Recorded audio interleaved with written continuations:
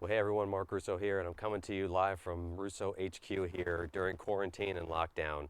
And today I want to cover for all of you what I would consider the ultimate practice station if you have to hit into a net or practice at home. It's difficult for everybody to know what the ball's really doing. Everybody has a launch monitor, right? I'm lucky to have a TrackMan, which I use. But really, we don't have a way to know what the ball's doing. So what I want to give you is a way, not only when you're home with a net and limited space, but if you're a driving range rat. I'm a driving range pro. We have mats only at our range, and you're hitting out into this field, and it's like, how do I get feedback? How do I practice and get something out of my time? So I thought I'd give you something today, how to set up a practice station where you're going to get feedback and some simple checkpoints and things you can look for to improve while you're in lockdown or while you're at the range on the mats. And here's what you're going to need. Let's talk about the tools for a second. So besides your golf balls, a couple of safe little obstacle items. I've got a couple of big caps here. You can use bottle caps, head covers, whatever it is. Just make sure that it's safe and you're okay hitting it.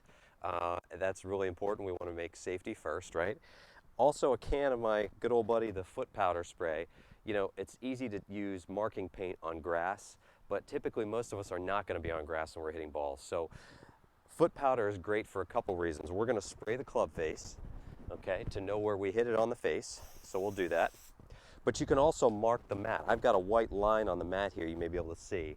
And it's cool. In a day or two, it washes away, doesn't injure anything, not damaging property, so no sweat. So Dr. Scholl's foot powder, keys for a lot of things. And then the other thing we're going to need is a couple of alignment rods that I have set out here. And I've set them up about 3 paces or so on my line that I want to hit the ball.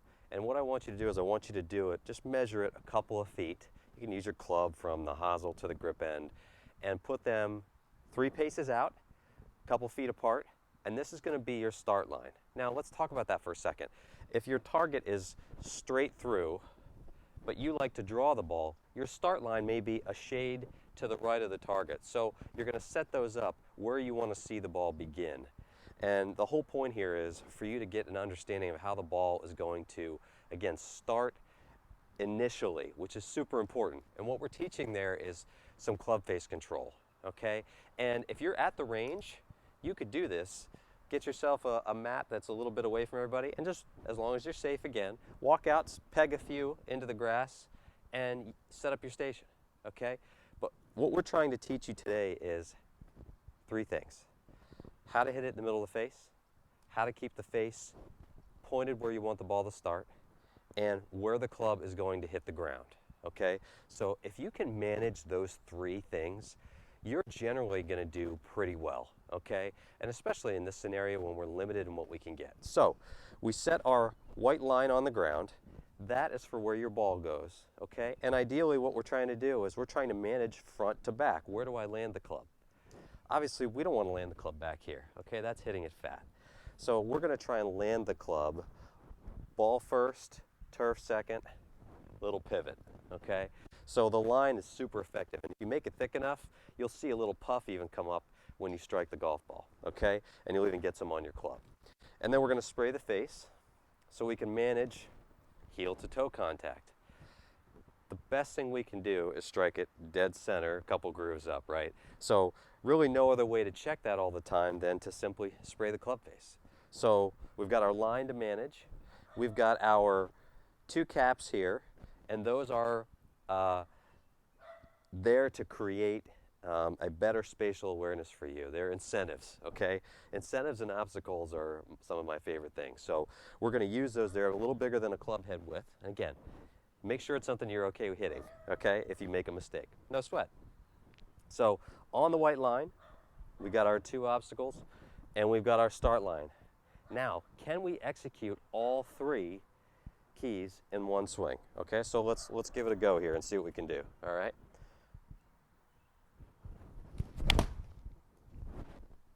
Okay, so we missed the caps.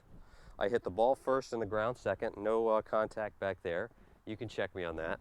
And it went right through my start line. And then we've got a nice little, get this in closer to you, dead center, okay? So as practice stations go, when you're limited, use the triple threat practice station, okay?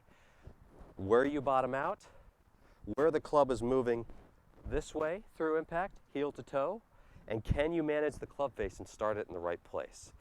I think if you can practice just with this setup at home, I think you'll be really surprised at how well you'll come out of this whole mess and really strike the golf ball. And again, even when you've got limited time at the practice range or going to the driving range when we're back into normal times and you can get there, this kind of setup will really give you value in your practice time, especially if you've got limited time.